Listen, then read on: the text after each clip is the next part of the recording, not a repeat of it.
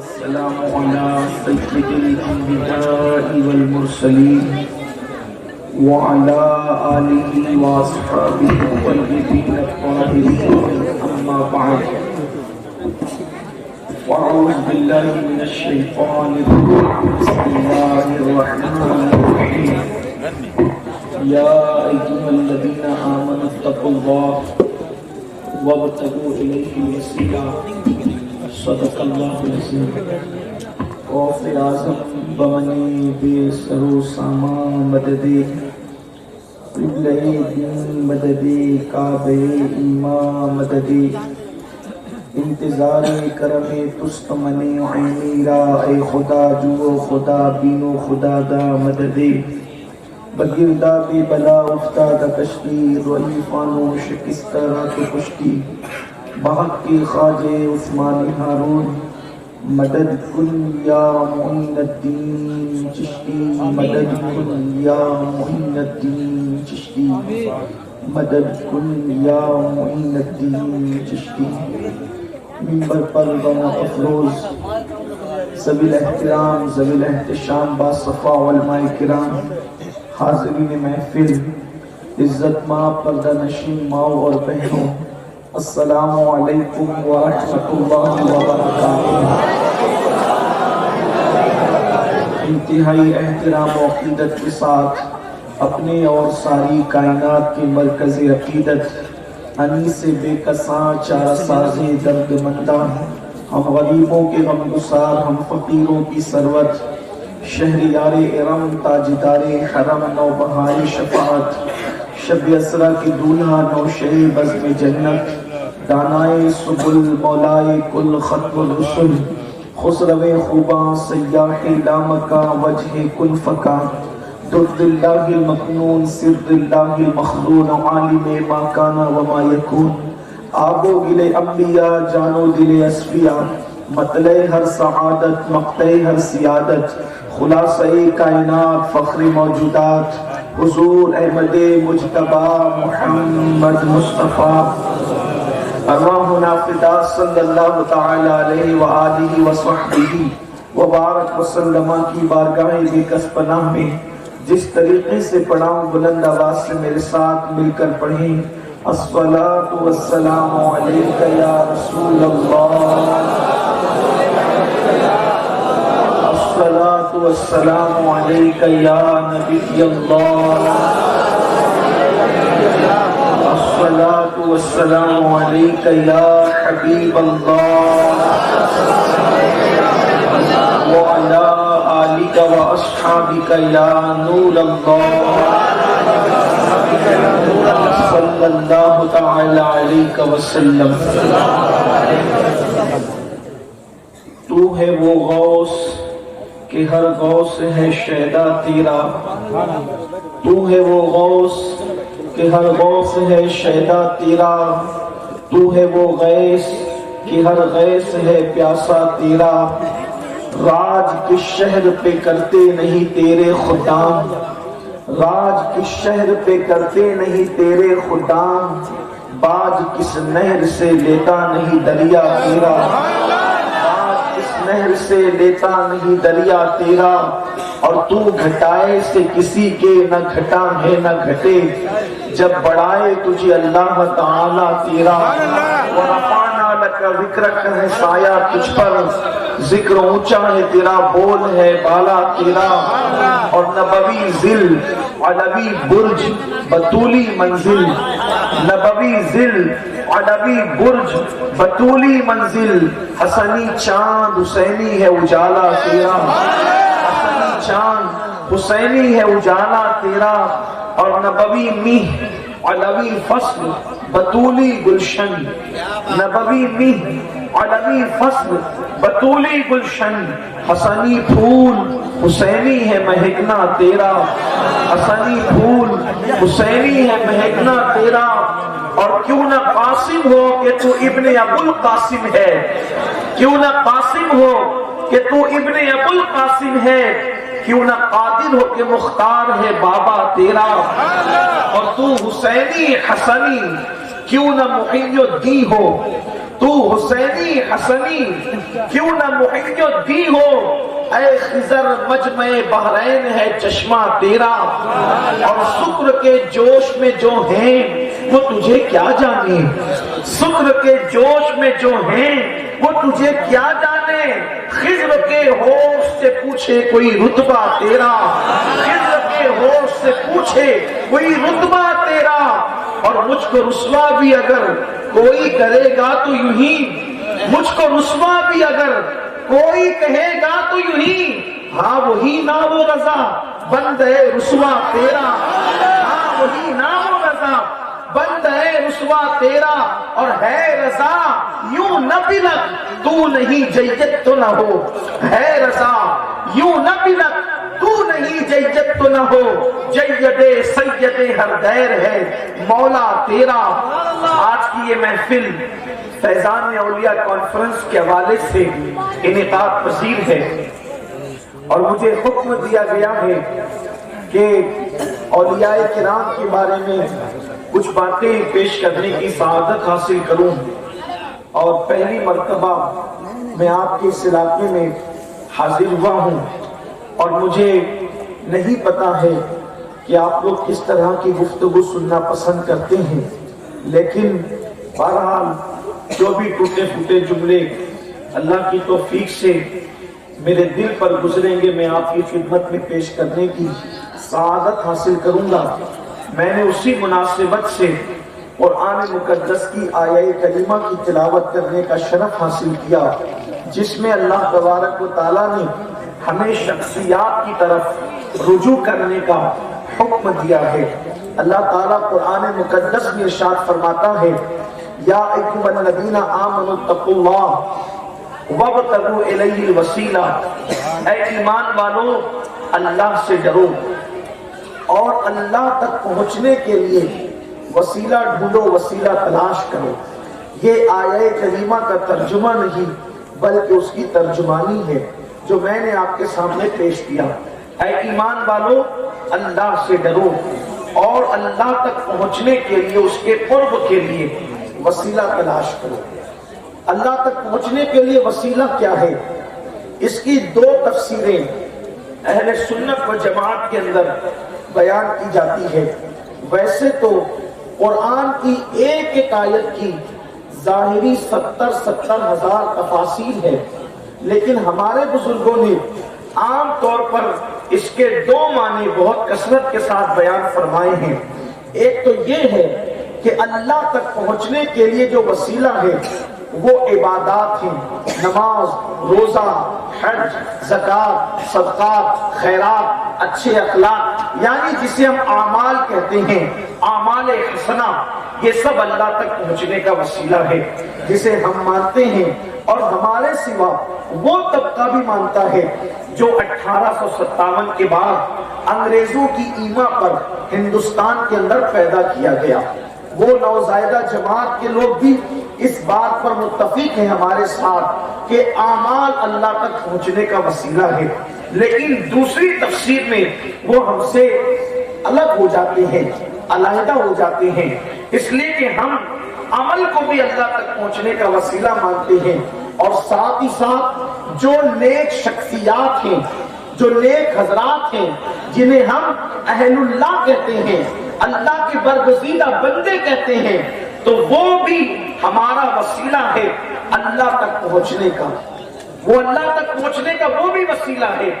اب یہاں پر لوگ کہتے ہیں کہ نہیں، صرف اعمال وسیلہ ہے، شخصیات وسیلہ نہیں ہے۔ اس کو آسان کر دوں کہ جیسے ہم رسول اللہ کو بھی وسیلہ مانتے ہیں اللہ تک پہنچنے کے لیے، صحابہ کرام سیدنا صدیق اکبر، فاروق اعظم، عثمان غنی، مولائے کائنات، امام حسن، امام حسین، سیدہ فاطمہ، اماں عائشہ، ماں خدیجہ الکبریٰ، صحابہ، تابعین، تبع تابعین، ائمہ مجتہدین، یہ سب حضرات اور بزرگوں کو ہم اپنا وسیلہ مانتے ہیں اللہ تک پہنچنے کے لیے۔ تو وہ طبقہ جو 1857 کے بعد پیدا ہوا وہ کہتے نہیں، صرف عمل وسیلہ ہے، شخصیت شخصیات وسیلہ نہیں ہے۔ اس پر ایک بہت خوبصورت گفتگو مجھے یاد آتی ہے کہ ہماری جماعت کے ایک بہت بڑے بزرگ اور عظیم عالم دین جنہیں دنیا حضور مجاہد ملت کے نام سے جانتی ہے، جب آپ حج کے لیے تشریف لے گئے تو اس وقت چونکہ ہمارے اہل حق علماء اہل سنت جب سے وہاں پر سعودیوں کی حکومت ہوئی ہے اس وقت سے اب تک کے ہمارے علماء اہل سنت ان کی ابتدا میں نماز نہیں پڑھتے، تو حضور مجاہد ملت تشریف لے گئے تو انہوں نے امام حرم کے پیچھے نماز نہیں پڑھی۔ بالآخر آپ کو جو ہے وہ قید کیا گیا اور پھر بہت سی باتیں میں جس سے لوگ واقف ہیں، لیکن اسی کے ساتھ ایک گفتگو، ایک ڈیبیٹ جو ہے، ایک مناظرے ٹائپ کی گفتگو مفتی اعظم مکہ سے ہوئی۔ انہوں نے کہا کہ آپ لوگ ہمارے پیچھے نماز کیوں نہیں پڑھتے؟ تو حضور مجاہد ملت نے جواب دیا کہ آپ لوگوں کا مطالبہ بھی عجیب سا ہے کہ آپ تو ہمیں پہلے تو مشرک کہتے ہو کہ ہم مشرک ہیں، اور مشرک ہمیں مان کر بھی پھر ہمیں نماز پڑھنے کا ہم سے مطالبہ کرتے ہو، حالانکہ مشرک پر تو نماز فرض ہی نہیں ہے۔ جب تم نے ہمیں مشرک کہہ دیا تو ہم سے نماز کا مطالبہ نہیں کرنا چاہیے بلکہ پہلے ہم سے ایمان کا مطالبہ کرنا چاہیے۔ لیکن یہ عجیب سی تمہاری منطق ہے کہ مشرک بھی کہتے ہو اور اس کے بعد پھر ہم سے نماز کا مطالبہ بھی کرتے ہو۔ بہرحال بات پھر یہاں پہنچی کہ تم ہمیں مشرک کیوں کہتے ہو، وہ بہت بڑی گفتگو ہے، میں اس سب کی طرف نہیں جاتا، لیکن میرے عنوان سے جو ٹچ گفتگو ہے وہ اس کی طرف کہ تم ہمیں مشرک کیوں کہتے ہو۔ تو اس نے کہا، انہوں نے کہا، یہ بات کہی انہوں نے کہ ہم آپ کو مشرک اس لیے کہتے ہیں کہ تم لوگ جو ہے انبیاء کو، اولیاء کو اللہ کی بارگاہ میں وسیلہ بناتے ہو، اس لیے ہم تمہیں مشرک کہتے ہیں۔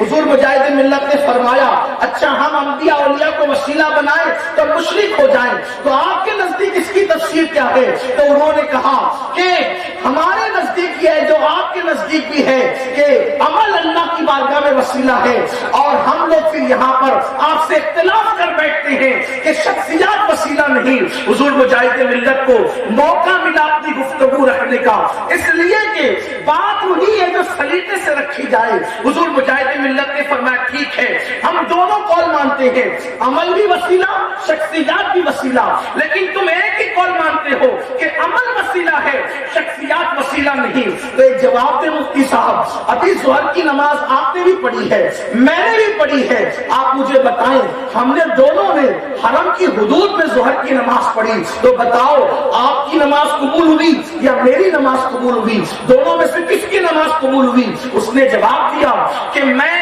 نماز پڑھ چکا، آپ بھی نماز پڑھ چکے، لیکن اس کی کوئی گارنٹی نہیں ہے کہ آپ کی قبول ہوئی یا میری قبول ہوئی۔ یقین کے ساتھ نہیں کہہ سکتے کہ نماز کس کی قبول ہوئی، پڑھتے ہیں پڑھتے رہو، ادا کرتے رہو، لیکن کسی بھی عمل کے متعلق کوئی بھی بندہ یقین سے نہیں کہہ سکتا کہ میری نماز قبول ہوئی، میرا روزہ قبول ہوا، میرا حج قبول ہوا، میری زکات قبول ہوئی۔ اللہ تبارک و تعالیٰ بے نیاز ہے، چاہے تو قبول کرے چاہے تو رد کرے۔ اس کو مفتی صاحب، اس کو حضور مجاہد ملت نے فرمایا، یہی بات ہے نا کہ تم یہ بات مانتے ہو کہ جو عبادت کی جاتی ہے وہ ڈاؤٹ فل ہے، مشکوک ہے قبولیت کے اعتبار سے۔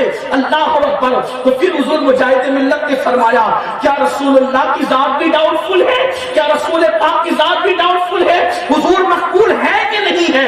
تو مفتی اعظم مکہ کو کہنا پڑا، نہیں کوئی اس بات کا انکار کر ہی نہیں سکتا کہ حضور کی شخصیت مقبولیت کے اعتبار سے ڈاؤٹ فل ہے، بلکہ یقین ہے کہ حضور قبول ہی ہے، حضور مقبول ہی ہے۔ حضور مجاہد ملت نے پھر کہا، تو یہ دیکھو کہ تم جس کو وسیلہ بناتے ہو وہ مشکوک ہے اور ڈاؤٹ فل ہے، اور ہم جس کو وسیلہ بناتے ہیں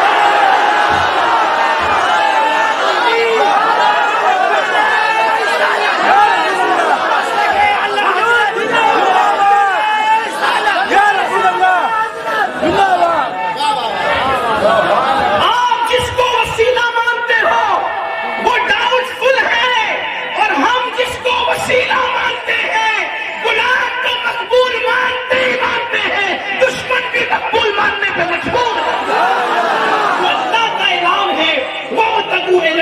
وسیلہ اللہ تک پہنچنے کے لیے وسیلہ تلاش کرو.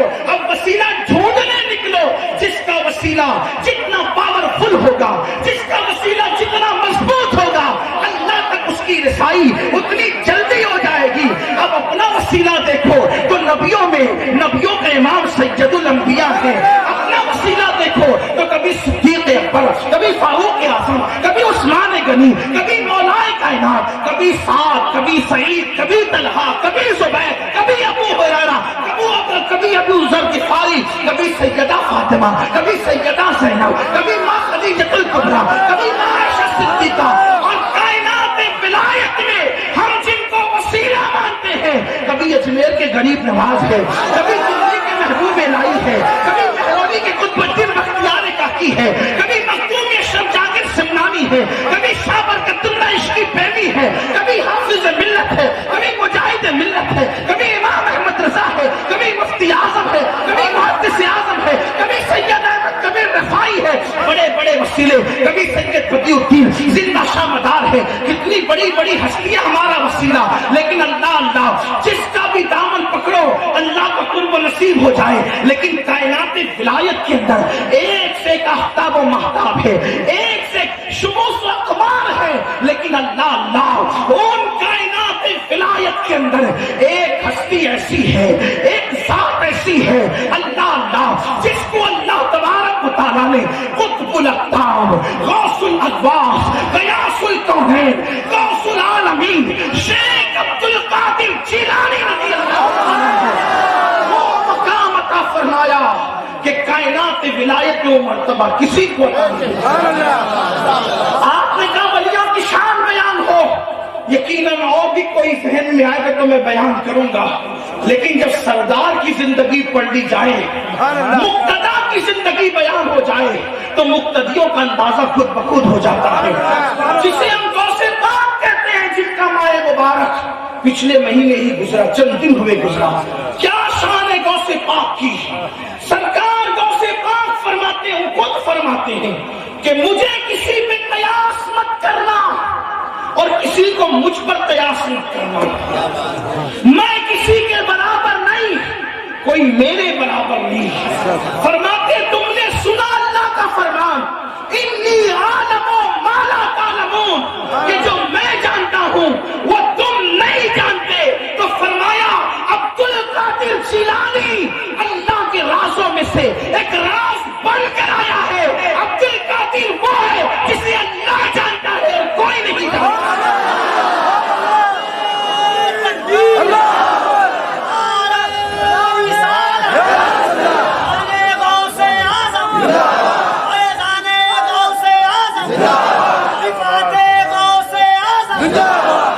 لوگ کہتے ہیں کہ نبی ہماری طرح اور ہم نبی کی طرح. میں نے سوچا لوگ ایسا کیوں کہتے ہیں, تو سمجھ میں آئی کہ ان کی جماعت میں کوئی عبد القادر جیسی شخصیت نہیں ہے, اسی لیے وہ کہتے ہیں کہ اپنی طرح. ہم کہتے ہیں کہ جب غوث پاک کی طرح کوئی نہیں ہو سکتا تو ان کے نانا جان مصطفیٰ جان رحمت کی طرح کوئی کیسے ہو سکتا ہے. بلکہ میرے امام اہل سنت نے تو شان غوثیت یوں بیان فرمائی ہے. اہل علم کی توجہ چاہتا ہوں, اس لیے کہ اعلیٰ حضرت کی شاعری کے لیے بھی کم سے کم کوئی حضرت تو چاہیے نا سننے کے لیے. کہتے ہیں الوہیت ہی ایک احمد لے نہ پائی, الوہیت ہی ایک احمد لے نہ پائی. نبوت ہی سے تو عاطل ہے یا غوث, نبوت ہی سے تو عاطل ہے یا غوث. صحابیت پھر تابعیت, صحابیت پھر تابعیت, پھر آگے قادری منزل ہے یا غوث. اور کہتے ہیں ہزاروں تابعی سے تو فضوتر, ہزاروں تابعی سے تو فضوتر, یہ طبقہ مجملن فاضل ہے یا غوث. اور کہتے وہ کیا جانے گا. سبحان اللہ. کمال نمبر صاحب نتیجہ تو دیکھیں, ہزاروں تابعی سے تو فضوتر, وہ یہ طبقہ مجملن فاضل ہے یا غوث. اور وہ کیا جانے گا فضل مرتضیٰ کو, وہ کیا جانے گا فضل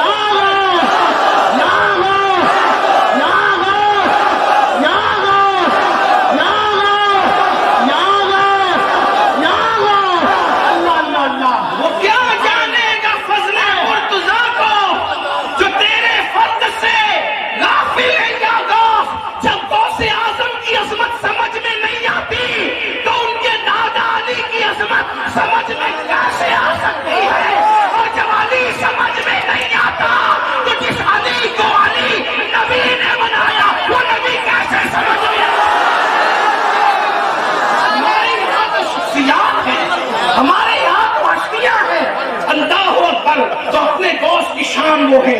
मैं जल्दी जल्दी से सरकार गौसे पाक की अजमत पढ़ना चाहता हूँ ताकि पता चले हम वसीला बनाना चाहते हैं। वसीला ढूंढो अल्लाह तक पहुंचने के लिए। और हमारी जमात में तो ऐसी ऐसी हस्तियां मौजूद है जिसको देखें आंखें चकाचौंध हो जाए, ऐसी हस्तियां। बल्कि कहने वाले ने कहा है हमारे दीन की हक्कानियत के ये दोनों शाहिद हैं, मोइनुद्दीन अजमेरी, मोइनुद्दीन जिलानी। अल्लाह अकबर। सुन्नियों में, सुन्नियत में कैसी हस्तियां मौजूद है, ढूंढ ले हर जगह। मौलवी मिल जाएगा, मुहद्दिस मिल जाएगा, मुनाजिर मिल जाएगा, मुफ्ती मिल जाएगा, शेखुल हदीस मिल जाएगा, खतीब मिलेगा, अदीब मिलेगा, लेकिन औरों के यहाँ गौसे आजम कोई नहीं मिल सकता, कोई गरीब नवाज नहीं मिल सकता, कोई बंदा नवाज नहीं मिल सकता, कोई अशरफ शमना नहीं मिल सकता।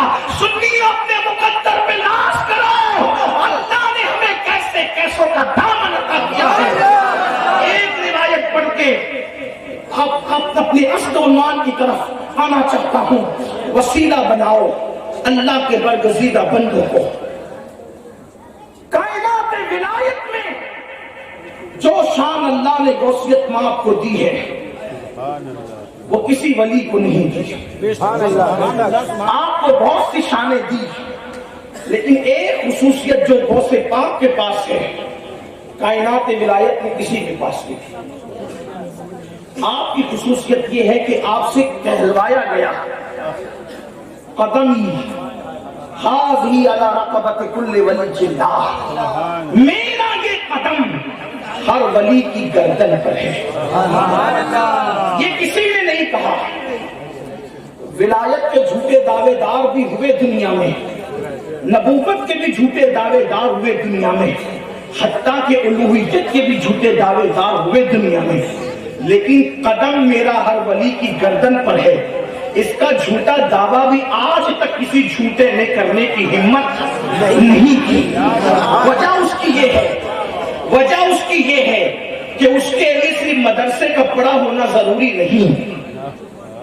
मेरा कदम हर वली की गर्दन पर है, ये कहने के लिए सिर्फ मदरसे का पढ़ा होना जरूरी नहीं, खानकाई होना भी जरूरी नहीं, बल्कि उसके लिए अगर वो फूल है तो फिर उसके लिए ऐसा गुलशन चाहिए जिसको नबवी गुलशन कहा जा सके। और अगर वो फसल है, फूल की कोई फसल है, तो ऐरा गैरा नहीं चलेगा, बल्कि उसके लिए फसल भी अलवी फसल चाहिए। सुभान अल्लाह, सुभान अल्लाह। और उस गुल के लिए पानी अगर चाहिए तो फिर तहारत फातिमा, जो तहारत का समंदर है, हाँ, और उसकी खुशबू अपनी नहीं चलेगी। अगर वो फूल है तो हसनी हो और खुशबू उसकी हुसैनी हो, ये उसका शजरा हो, तब कहीं जाकर अब्दुल कादिर जिलानी बने। और मेरा इमाम उसको आसान जबान में दो मिसरों में यूं कह पड़ता है, नबवी मी। मी कहते हैं फारसी जबान में बारिश को, नबवी मी, अलवी फसल। वो पौधा कौन सा है? अलवी फसल, बतूली गुलशन। गुलशन फातिमा में फसले अलवी और बारिश नबवी, तो तब नतीजा निकलता है हसनी फूल। सुभान अल्लाह। हुसैनी है महकना तेरा, ये नस्ब चाहिए तब कोई कह सकता है। और वो भी हर एक नहीं कह सकता वो नस्ब वाला, बल्कि वो नस्ब वाला तो कोई झूठा दावा कर भी नहीं सकता, इसलिए खूने मुस्तफा उसको झूठ नहीं बोलने देता। हाँ, ये खास बात है। लेकिन आज तक किसी ने ये दावा नहीं किया, दावा सिर्फ उस बात ने किया कि मेरा कदम हर वली की गर्दन पर। और मेरे मुर्शिद को उस बात की शान क्या है? आपकी पैदाइश से पहले मुस्तफा जाने रहमत ने आपकी विलादत की खबर दी। जरा जल्दी जल्दी अगर आपका ज़ौक़ सलामत है तो ये बात करें, फिर बात इख्तिताम को पहुंचे। आपकी विलादत से पहले हुजूर ने खबर दी आपकी। अल्लाह के हबीब अलैहिस्सलाम حجرے فاطمہ میں داخل ہوتے ہیں، اور داخل ہونے کے بعد حجرے فاطمہ میں 4 تن تھے، ایک سیدہ مولائے کائنات امام حسن امام حسین۔ سبحان اللہ۔ یہ حجرے فاطمہ کی بھی قسمت ہے کہ حضور عرش پر کبھی کبھی اور حجرے فاطمہ میں ایک دن میں کئی مرتبہ۔ سبحان اللہ۔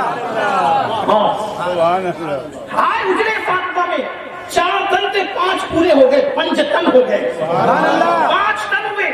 حضور کی نظر امام حسن پر پڑی، حضور نے حسن کو گود میں لیا، چوما، آنکھوں سے لگایا، پوری توجہ امام حسن کی طرف۔ گلدستہ کرامت کے اندر، گلدستہ کرامات کے اندر یہ بات موجود ہے جو میں آپ کے سامنے پیش کر رہا ہوں۔ اللہ اکبر۔ جب امام حسن پر پوری توجہ ہوئی تو امام حسین جو عمر میں کم تھے ٹکٹکی باندھ کر حسرت سے دیکھنے لگے، چونکہ طریقہ یہ ہے کہ گھر والوں کا پورا پیار چھوٹوں کی طرف ہوتا ہے، بڑوں کی طرف سے توجہ کم ہو جاتی ہے، کیونکہ چھوٹوں کو شفقتوں کی پیار کی ضرورت زیادہ ہوتی ہے۔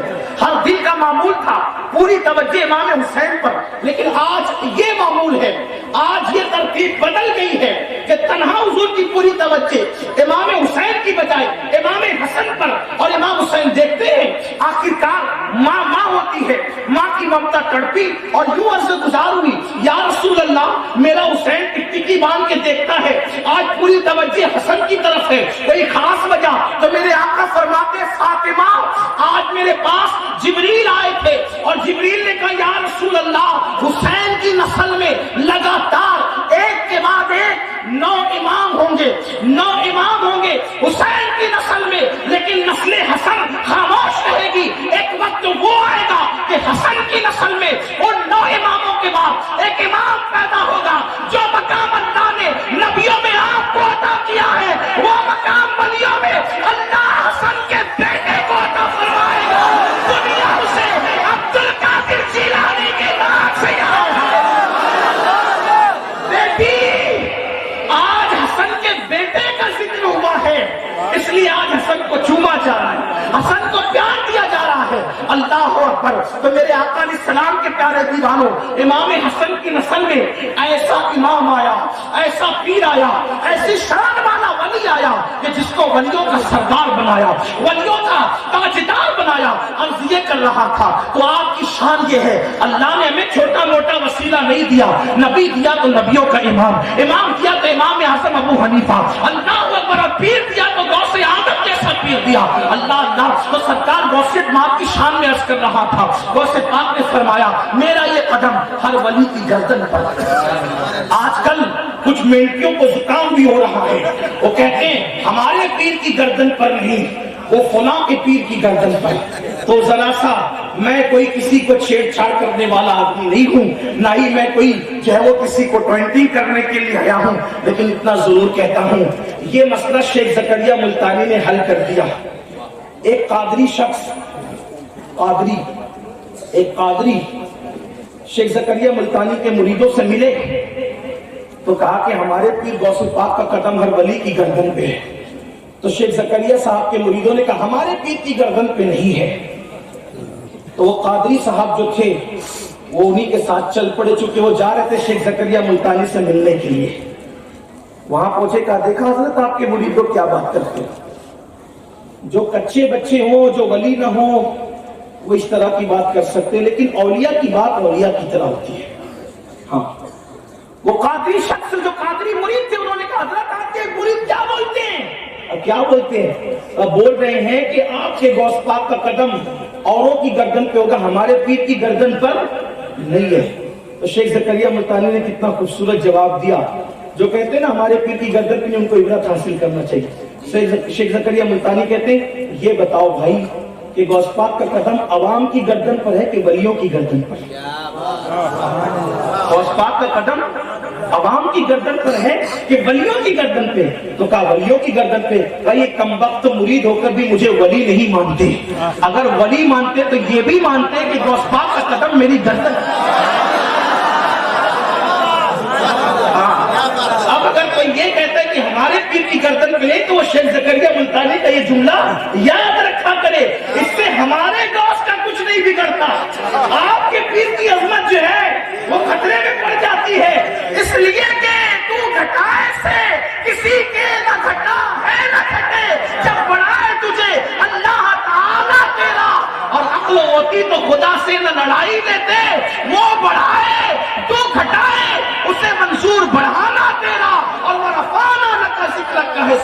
تجھ پر، ذکر اونچا ہے تیرا، بولے بالا تیرا. تو عرض یہ کر رہا تھا غوث پاک نے جب کہا تو کہا، لیکن غوث پاک نے جب کہا نہیں تب بھی لوگوں نے گردن جھکائی. ابھی غوث پاک پیدا نہیں ہوئے تھے، ان کے پیروں کے پیر حضرت سید الطائفہ طاؤس العلماء سیدنا جنید بغدادی رضی اللہ تعالیٰ عنہ ایک دن خطبہ دیتے ہوئے کہتے ہیں کہ آپ کا قدم میری بھی گردن پر، آپ کا قدم میری بھی گردن پر. جب خطبہ مکمل ہوا تو لوگوں نے پوچھا سرکار آپ نے خطبے کے درمیان یہ بات کیسے کہہ دی؟ بظاہر بے جوڑ لگتی تھی کہ آپ کا قدم میری بھی گردن پر. تو کہا کہ جب میں خطبہ دے رہا تھا تو اس وقت مجھے حالت کشف میں بیان کیا گیا، الہام کیا گیا کہ ایک بندہ آئے گا اور اسی بغداد کی زمین سے وہ اعلان کرے گا کہ میرا یہ قدم ہر ولی کی گردن پر ہے. تو سارے ولی اپنی گردنوں کو جھکا دیں گے. اور میں نے سوچا جب جھکائیں گے کب جھکائیں گے، میں تو ابھی سے ان کے نام پہ اپنی گردن کو جھکا رہا ہوں. سید الطائفہ جنید بغدادی نے گردن جھکائی. آؤ سنیو، جو ہمارا وسیلہ ہے کتنا مضبوط وسیلہ ہے، اپنے نصیبے پہ ناز کرو. امام اربلی تفریح الخاطر فی مناقب عبد القادر میں لکھتے ہیں یہ امام اربلی کوئی معمولی آدمی نہیں ہے. امام اربلی محدث بھی ہے، صوفی بھی ہے اور ایک عظیم اللہ کے برگزیدہ بندے بھی ہے. انہوں نے اپنی کتاب میں لکھا جس کو میں اپنے الفاظ کے جامع میں بیان کرنا چاہتا ہوں. ایک بندہ توجہ سے سننا، خواتین اسلام بھی توجہ سے سنے. امام اربلی نے جو لکھا ہے اس سے پہلے چھوٹی سی تمہید، اس کو بیان کرنے سے پہلے تاکہ گفتگو جڑ جائے اور آپ کے سمجھ میں آ جائے. دیکھو آپ نے ایک واقعہ سنا ہوگا ہمارے خطبہ سے، ہمارے علماء سے، ہمارے مشائخ سے، بڑا مشہور واقعہ ہے کہ اللہ کے حبیب علیہ الصلوۃ والتسلیم نے اپنا جبہ شریف حضرت سیدنا فاروق اعظم کو اور مولائے کائنات کو دیا اور ارشاد فرمایا اے علی اور عمر، جو میرا غلام میرا عاشق اویس قرنی تمہیں ملے تو میرا یہ جبہ اس کو دے دینا. یہ آپ نے سنا ہوگا. اور پھر اس پر بہت سی باتیں بیان کی جاتی ہے کہ جب وہ جبہ دیا گیا تو پھر فاروق اعظم نے حضور کا سلام اویس قرنی کو پیش کیا تو اویس قرنی نے پھر عرض کیا امیر المومنین، جس وقت میرا نام رسول اللہ کی زبان پہ آیا تھا تو اس وقت حضور کی کیفیت کیا تھی؟ تو فاروق اعظم کہنے لگے اے اویس تو اتنا بڑا عاشق ہے تو آخر تو حضور سے ملنے کیوں نہیں آیا؟ تو اویس قرنی یہ عرض کیا کہ حضور یہ بتائیں کہ میں تو ملنے نہیں آیا، میں تو دیکھنے نہیں آیا، لیکن آپ نے تو بار بار حضور کو دیکھا ہے، یہ بتائیں حضور کی بھویں الگ الگ تھی یا ملی ہوئی تھی؟ فاروق اعظم رونے لگے اور کہتے اویس یہی تو رونا ہے، جب جب بھی نظر اٹھتی ادب کی وجہ سے چھپ جاتی تھی، چہرے سے واپس لوٹ آتی تھی. لیکن اویس قرنی کہتے ہیں امیر المومنین لیکن میں بتا سکتا ہوں کہ بھویں ملی تھی یا الگ الگ تھی. جب کوئی دور سے دیکھتا تھا تو حضور کی بھویں ملی ہوئی نظر آتی تھی اور قریب آ کر دیکھتا تھا تو الگ الگ نظر آتی تھی. اس کے علاوہ بھی روایتیں ہیں، اس کے اختلاف کی طرف نہیں جاتا، لیکن بہرحال یہ ملاقات اویس قرنی اور سیدنا فاروق اعظم اور مولا علی کی بڑی مشہور ہے. صوفیہ نے بہت تفصیل سے اس کو لکھا ہے. لیکن ایک بات آپ سے کہنا چاہتا ہوں، امام اربلی اب یہاں لکھتے ہیں، یہاں سے امام اربلی کی گفتگو شروع ہوتی ہے. امام اربلی کہتے ہیں کہ جب رسول پاک کا جبہ فاروق اعظم اور مولائے کائنات حضرت اویس قرنی کے پاس لے کر کے گئے تو اویس قرنی سے کہا کہ حضور نے تمہیں سلام کہا، جبہ بھی دیا، کہا حضور کی امت کے لیے دعا کر. یہ حضور کا حکم ہے. یہاں سے ہم حدیث سے یا روایت سے اشارت النص کے طور پر یہ بات اخذ کر سکتے ہیں کہ ولی کے پاس سفر کر کے جانا یا بھیجنا کسی مولوی کی بدعت نہیں بلکہ رسول اللہ کی سنت ہے. حضور نے فاروق اعظم اور مولا علی کو شد رحال کا حکم دیا کہ سفر کر کے وہاں تک جاؤ. جو لوگ کہتے ہیں نا کہ 3 مسجدوں کے علاوہ شد رحال جائز نہیں ہے، ان کو پتا ہونا چاہیے کہ حضور بھیج رہے ہیں، آقا بھیج رہے ہیں. پھر سلام بھی بھیجا اور جبہ بھی بھیجا، اور جبہ ہوتا ہے کپڑے کا. تو اشارت النص کے طور پر یہ بات بھی ہم اخذ کر سکتے ہیں کہ جب جبہ کپڑے کا ہوتا ہے تو چونکہ ولی زمین کے اوپر تھا تو زمین کے اوپر کا کپڑا بھیجا. تو اگر ولی زمین کے اوپر ہو تو زمین کے اوپر کا کپڑا بھی بھیجنا جائز، اور اگر ولی زمین کے اندر ہو تو پھر پھر زمین کے اندر کا کپڑا جسے ہم قبروں پر چادر کہتے ہیں وہ بھی بھیجنا جائز. لیکن یہ میرا مسلک ہے اہل سنت کا. اب ذرا دھیان دینا, یہاں اٹھک بیٹھک اگر کرتے ہیں تو گفتگو مکمل ہوتی ہے. میں جانتا ہوں بہت دیر سے بیٹھے ہوں گے آپ, حالانکہ آپ لوگ بیٹھ ہی رہے ہیں, لیکن آپ کی توجہ چاہتا ہوں, دھیان دینا. ہم اہل سنت قبروں کے اوپر چادر ڈالنے کے قائل ضرور ہیں, لیکن ایک ہی چادر. اب دوسری چادر اگر ڈالنا ہے تو ہم اہل سنت و جماعت کا پیغام یہ ہے, حالانکہ اسٹیج پر علماء کثرت سے ہیں, سبق سنانے کے طور پہ یہ فکر پیش کر رہا ہوں, اگر غلطی کروں تو یہ اب بھی اصلاح کر دیں. ایک چادر ڈالو. چادر کا مقصد قبر کی تعظیم بتانا, احترام بتانا, بس یہ بتانا مقصود ہے. یہ شرابی کی قبر نہیں, جواری کی قبر نہیں, بے نمازی کی قبر نہیں, اللہ کے دوست کی قبر ہے. بس اس طرح بتانے کے لیے, عظمت اور بزرگی بتانے کے لیے ایک چادر سے کام ہو گیا. اب دوسری اگر چادر ڈالنا ہے تو وہ کسی ولی کی مزار پہ ڈالنے کی بجائے, اگر زیادہ ثواب پانا ہے اور ولی کی زیادہ خوشی چاہیے تو اس ولی کی قبر پہ ڈالنے کی بجائے کسی بیوہ کے سر پہ ڈال دو, کسی یتیم بیٹی کے سر پہ ڈال دو. اس لیے کہ وہاں ضرورت نہ رہی, ضرورت اب یہاں ہے. لیکن کیا کہوں اہل سنت کی عوام کو, ایک ایک قبر پر ایک ایک لاکھ کی چادر ڈالتے ہیں ریاکاری کے لیے, تاکہ لوگوں کو پتا چلے کہ دیکھو فلاں مرید نے اپنے پیر کے مزار پہ 1 لاکھ کی چادر ڈالی. میرے عزیز, تیرے پیر اگر اللہ کی بارگاہ میں مقبول ہو چکے تو وہ تیرے 1 لاکھ کی چادر کے محتاج نہیں. ان کے لیے تو جنت کا بستر قدرت نے بچھا دیا, نغمہ انہیں سنا دیا گیا, اور پہلی رات کی دلہن کی طرح انہیں بستر پہ جنت کے سلا دیا گیا. اب اسے تیری چادر کی ضرورت نہیں ہے, تیری چادر کی ضرورت قوم کی اس بیٹی کو ہے جس کی چادر سر پہ پھٹ چکی ہے اور وہ ننگے سر گھوم رہی ہے. میرے آقا علیہ الصلوۃ والتسلیم کے پیارے دیوانوں, جس کو ترجیح دینا ہے اس کو ترجیح دو. ابھی آپ نے مجھے اتنا مہنگا پھول ہار جو لا کر کے پیش کیا, میں نے واللہ غرور کی وجہ سے انکار نہیں کیا. اللہ کی جھوٹی قسم کھانے والے پہ اللہ کی لعنت. میں نے غرور کی وجہ سے, تکبر کی وجہ سے انکار نہیں کیا, میں نے صرف اس لیے انکار کیا, اور میں ہر جلسے میں یہ پیغام ہندوستان میں دے رہا ہوں, اتنا مہنگا ہار 2-4 سیکنڈ کے لیے مجھے مت پہناؤ, مت پہناؤ. کم سے کم یہ ہار 2000 سے کم کا نہیں ہوگا. لیکن آپ سے کہوں میں کیسے پہن لوں, دیر تک تو پہن سکتا نہیں, کیونکہ میں دولہا نہیں, کوئی نکاح کے لیے تو آیا نہیں. دیر تک پہن کے بیٹھ نہیں سکتا, وزنی ہے. 2 سیکنڈ میں 4 سیکنڈ میں اتار دوں گا. اب میں وہ کیسے قبول کر لوں؟ اللہ اکبر. جس قوم کی بیٹیاں سگنلوں پہ برقع پہن کر بھیک مانگ رہی ہو, اس قوم کے خطیب کو یہ کیسے زیبا دیتا ہے کہ وہ 2 سیکنڈ کے لیے 2000 کا ہار پہن کر کے اتار کے ضائع کر دے. یہ ہار پہننے والا بھی قیامت کے دن پوچھا جائے گا, اور ہار پہنانے والوں سے بھی پوچھا جائے گا. ہم جلسوں میں تو یہ کہتے ہیں نا, شادی کے خرچے کم کرو, شادی کی فضول خرچی کم کرو, لیکن میں کھڑک والوں تم سے یہ بھی کہنا چاہتا ہوں, شادی کی فضول خرچی ضرور کم کی جائے, لیکن جلسوں کی فضول خرچی بھی کم ہونا چاہیے. ہم ایک ایک مقرری کو, ایک ایک پیر کو 10-10 ہار پہناتے ہیں. پوچھنا چاہتا ہوں, یہ قوم کے خون پسینے کی کمائی 2-2 سیکنڈ میں ضائع کرنے کے لیے نہیں ہے. اسلامی فکر کیا ہے, اسلامی فکر کیا ہے, ہمارے مسلک کی فکر کیا ہے؟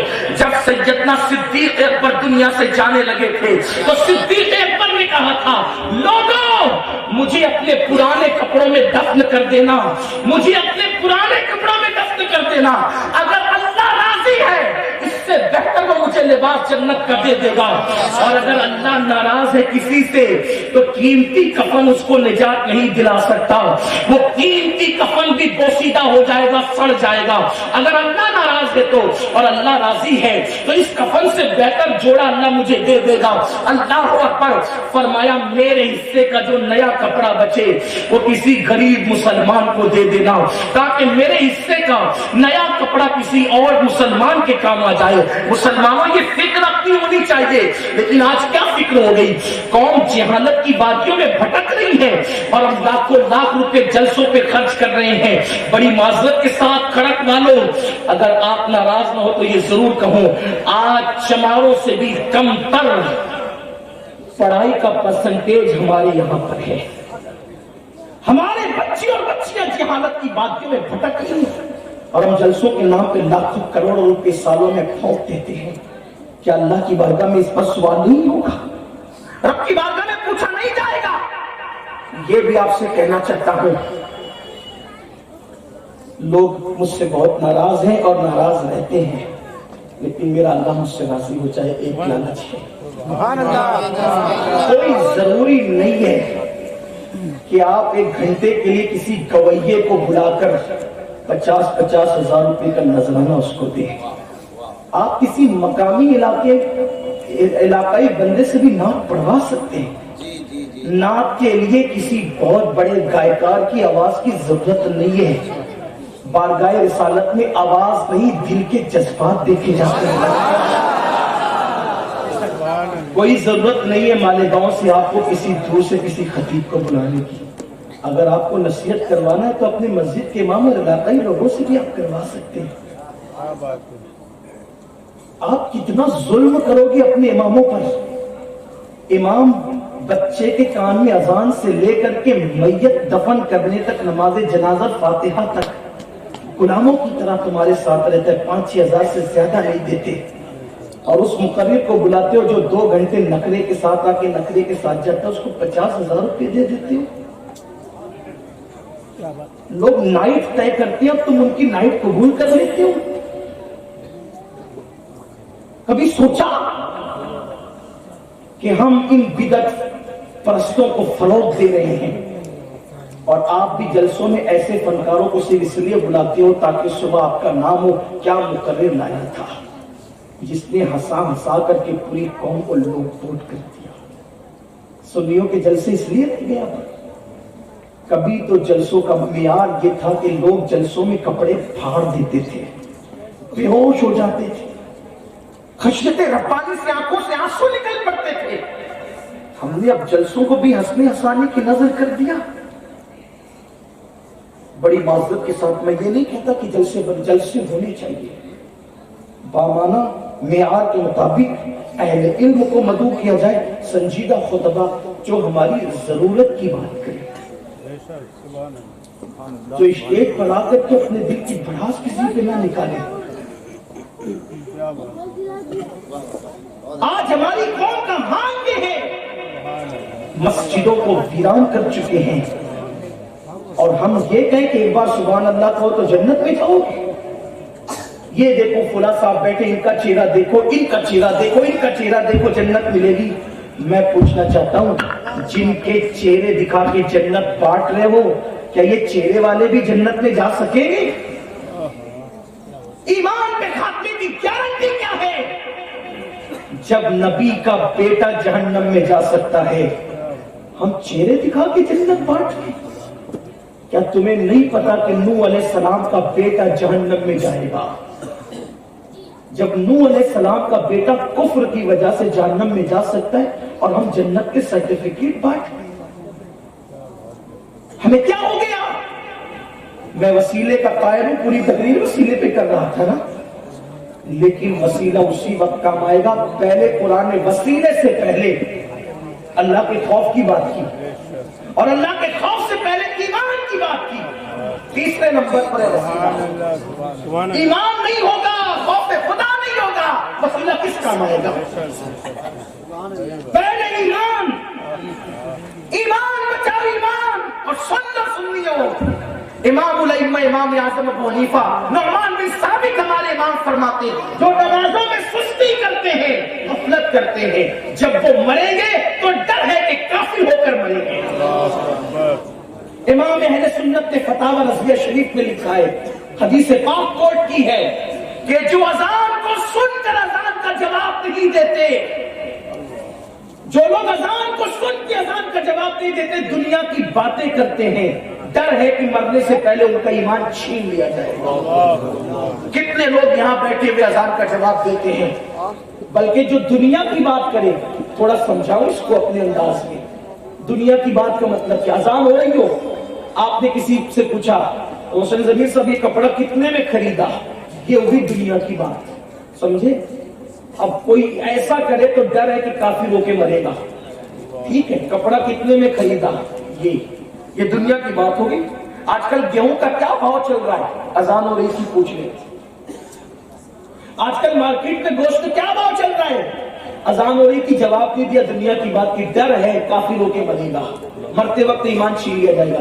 جب گوشت کا پوچھنا, گیہوں کا پوچھنا, کپڑے کا پوچھنا, جو بظاہر ہماری ضرورت ہے, اذان کے وقت میں اذان کا جواب دینے کی بجائے یہ پوچھ رہا ہے تو ڈر ہے کافر ہو کے مرے گا. جو اذان کے وقت کانوں میں ایئر فون لگا کے گانا سن رہا ہے, جو اذان کے وقت فلم دیکھ رہا ہے, جو اذان کے وقت سیریل دیکھ رہا ہے. بلکہ پہلے تو اذان ہوتی تھی تو ٹی وی بند کر دی جاتی تھی, اب تو ٹی وی بند بھی نہیں ہوتی, ٹی وی چالو رہتی ہے. پھر بعد میں یہ ہوا کہ ٹی وی چالو رہتی تھی, آواز مکمل بند کر دیا جاتا تھا.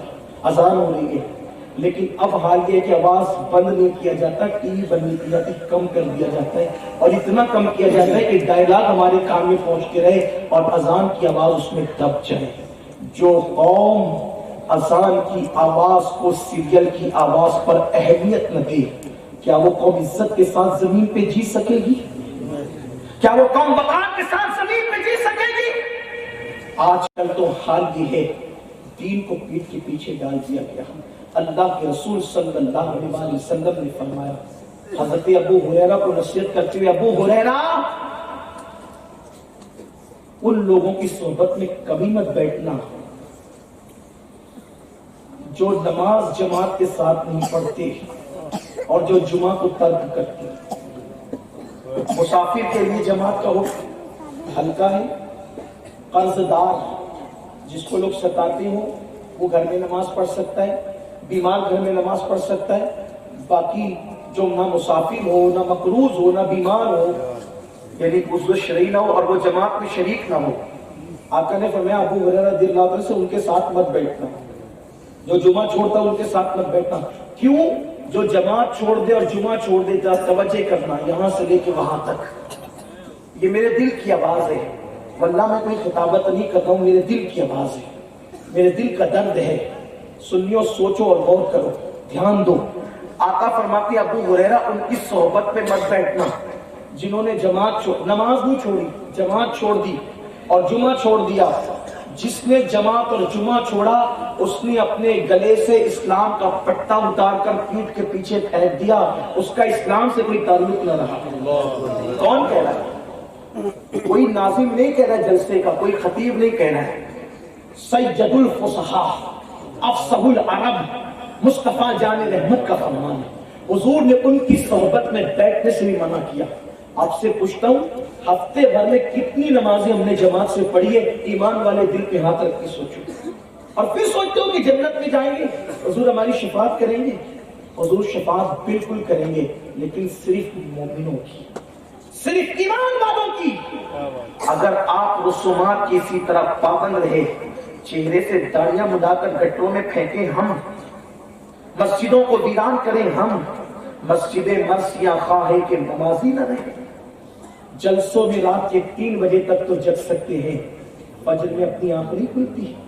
ہم کہتے ہیں مولانا آنکھ ہی نہیں کھلتی. مجھے بتائیں, اگر صبح 6 بجے کی ٹرین ہو, 5 بجے کی ٹرین ہو, آنکھ کھلتی ہے کہ نہیں کھلتی؟ نوکری پہ جانا ہو, آنکھ کھلتی ہے کہ نہیں کھلتی؟ ٹرین پکڑنے کے لیے آنکھ کھل سکتی ہے, نوکری پہ جانے کے لیے آنکھ کھل سکتی ہے, بچوں کو اسکول پہنچانے کے لیے آنکھ کھل سکتی ہے.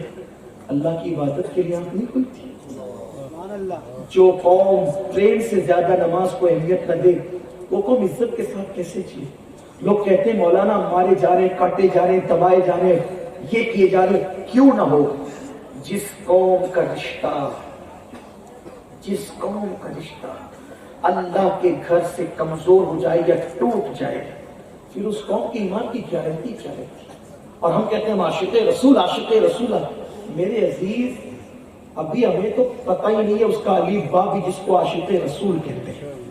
ہاں, اتنا سستا نہیں عاشق رسول ہونا. یہ شہادت کہے الفت میں قدم رکھنا ہے, لوگ آسان سمجھتے ہیں مسلمان ہونا. کون سے عشق رسول کی بات کرتے ہو؟ جو عشق رسول بستر سے اٹھا کے مسجد میں نہ لے جا سکتے اس عشق رسول کی بات کرتے ہو. عشق رسول اتنا کمزور نہیں ہوتا. عشق رسول تو اتنا مضبوط ہوتا ہے کہ اگر عشق پتھر کبھی ہو جائے تو وہ بھی جنت میں پہنچ جاتا ہے. عشق کی طاقت یہ ہے. عاشق وہ تھے جو پہلی رات کی دلہن چھوڑ کر نبی کے حکم پہ سر کٹانے کے لیے میدان جہاد تک چلے گئے. ہم کیسے عاشق رسول سر جھکانے کے لیے بھی 10 منٹ کی نیند قربان نہیں کر سکتے. خود فریبی مت کرو, اپنے آپ کو دھوکہ مت دو. آؤ آپ کو بتاؤں, جن کے پاس جنت کی سندیں تھی, جن کے پاس جنت کی سندیں تھی, وہ بھی اپنی مغفرت کے لیے روتے تھے, اللہ سے ڈرتے تھے, اللہ کا خوف کرتے. آج ہمارے پاس خوف خدا ہی نہیں. وہ نیکیاں کر کے بھی اللہ سے ڈرتے تھے. آج ہمارے پاس گناہ کرنے کے بعد بھی اللہ کا خوف نہیں رہا. ہماری بیٹیاں بے پردہ گھوم رہی ہے, باریک اور پتلے لباس پہن رہی ہے. ہماری بیٹیاں سیریل دیکھ رہی ہے. ہماری بیٹیاں اجنبی مردوں سے گفتگو کر رہی ہے. ہمیں ہوش ہی نہیں ہے. میں تو اس کا مرید ہوں اور میں تو اس کا مرید ہوں. آؤ حقائق کی طرف چلیں, ذرا حقائق کی طرف بھی چلیں. امام حسن مجتبی جن کی اولاد میں غوث پاک حج کے لیے گئے, 25 حج کیے, پیدل کیے 25 حج. ان کی سواریاں ہوتی تھی پھر بھی پیدل چلتے تھے. اور ان کا خادم بن کے کون چلتا تھا پتہ ہے؟ امام حسین جیسی ہستی. امام حسن کے خادم کیسے سے چلتے تھے. حضرت جعفر طیار کے بیٹے عبداللہ ابن جعفر, یہ دونوں حضرات امام حسن کی خدمت میں ہوتے تھے. لوگ کہتے تھے بیٹھ جائیے نا سواری پر, لوگ کہتے شرم آتی ہے, اس لیے کہ آقا کی بارگاہ میں غلاموں کو جو جانے کا انداز ہے وہ سواری پہ بیٹھ کے شان سے نہیں, بلکہ ایسے ہی غلامانہ انداز میں. شرم آتی ہے نا آقا کی بارگاہ میں آقا بن کے جانے. یہ عاجزی سے جاتے تھے. رات رات بھر عبادت ہوتی تھی, دن میں سفر ہوتا تھا. چند گھنٹے طبیعت فریش کرنے کے لیے سو جایا جاتا تھا, باقی اٹھ کر عبادت. بہرحال حرم میں پہنچے. مطاف آج کی طرح نہیں تھا, نرم نرم نیچے کی فرش, ٹھنڈی ٹھنڈی نہیں, ریت پتھریلی زمین. پیشانی کو زمین پہ رکھ کر ایک ہی دعا کر رہے ہیں, اللہ حسن کو بخش دے. توجہ آپ کی, اللہ حسن کو بخش دے. اب یہاں پیر کی بات نہیں ہو رہی ہے, پیران پیر کے بھی پیر کی بات ہو رہی ہے, امام حسین کے بھی پیر کی بات ہو رہی ہے. حسن مجتبی, ہم کہتے ہیں نا میں قادری ہوں, فخر سے کہتے ہیں نا قادری ہوں, چشتی ہوں. غوث پاک نے کیا کہا پتہ ہے کہ میں کیا ہوں؟ کہتے ہیں انا الحسنی.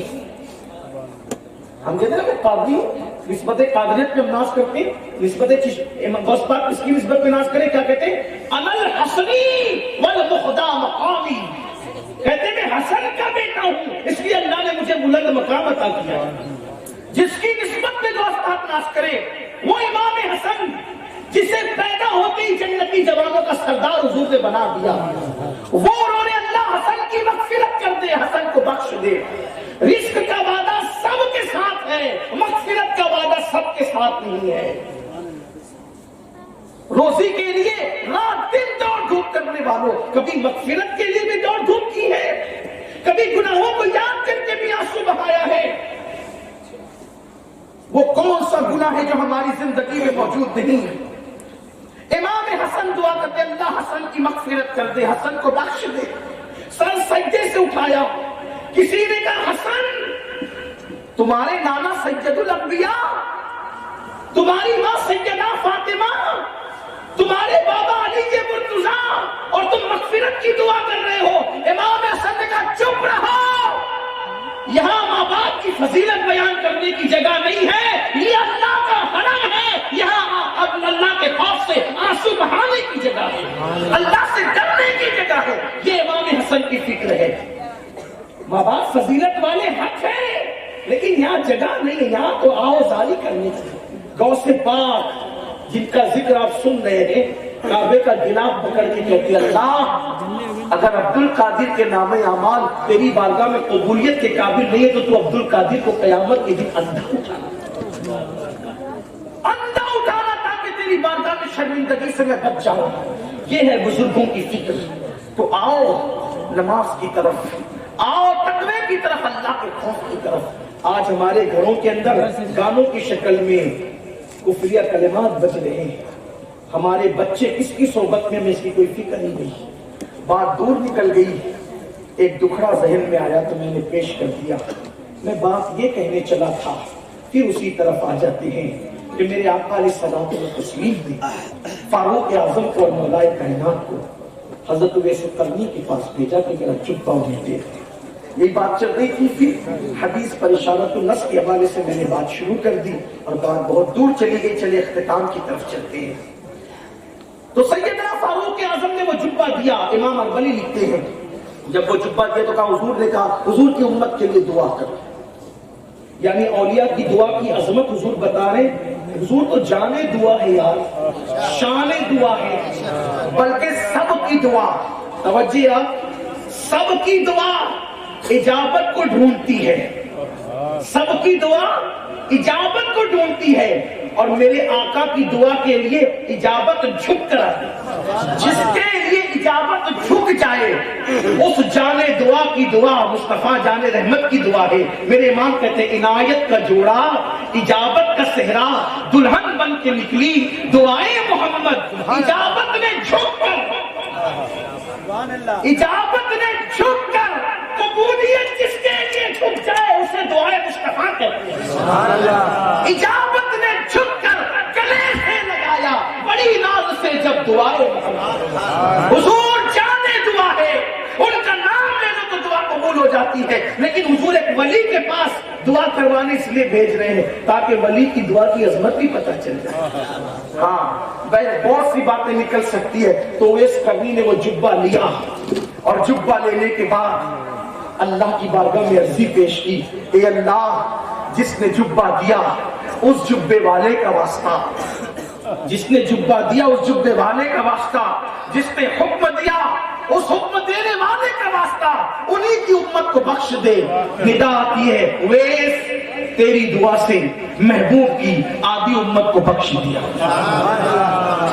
محبوب کی آدھی امت کو تیری دعا سے بخش دیا. دریائے کرم جوش میں دیکھا حضرت اویس قرنی نے عرض کی مولا اور بخش دے, اور بخش دے.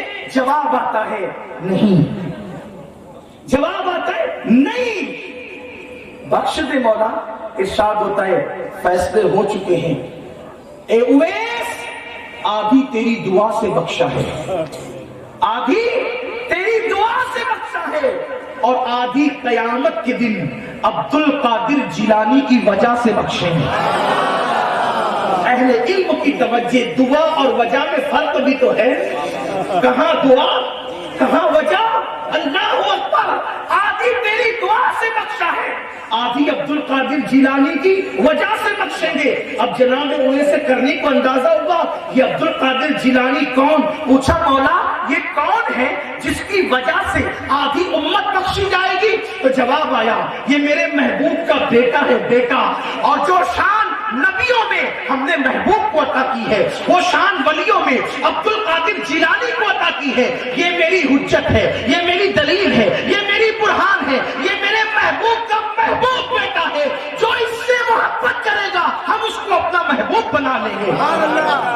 پوچھا مولا یہ کہاں رہتا ہے, یہ کہاں رہتا ہے, میں اس سے جا کے ملوں تو رہتا کہاں ہے. تو ندا آئی یہ اس وقت قاب قوسین اور ادنا کی لذتیں اٹھا رہا ہے. فی مقعد صدق عند ملک مقتدر کے مقام پر فائز ہے. اور سنو ابھی پیدا نہیں ہوا, ابھی پیدا نہیں ہوا. قادریوں سنیوں اپنی قسمت پہ ناز کرو, اپنے بغداد والے پیر کی شان اویس قرنی کے سامنے اللہ تبارک و تعالی بطور الہام خود بیان فرما رہا ہے. اے اویس ابھی یہ پیدا نہیں ہوا, جب یہ پیدا ہوں گے تو یہ اعلان کریں گے میرا یہ قدم ہر ولی کی گردن پر ہے. تو سارے ولی عبد القادر کے لیے اپنی گردن کو جھکا دیں گے. اویس قرنی نے سنا تو جواب دینے لگی اللہ جب یہ کہیں گے میرا یہ قدم ہر ولی کی گردن پر ہے, سب ولی گردن جھکا دیں گے. لوگ جب جھکا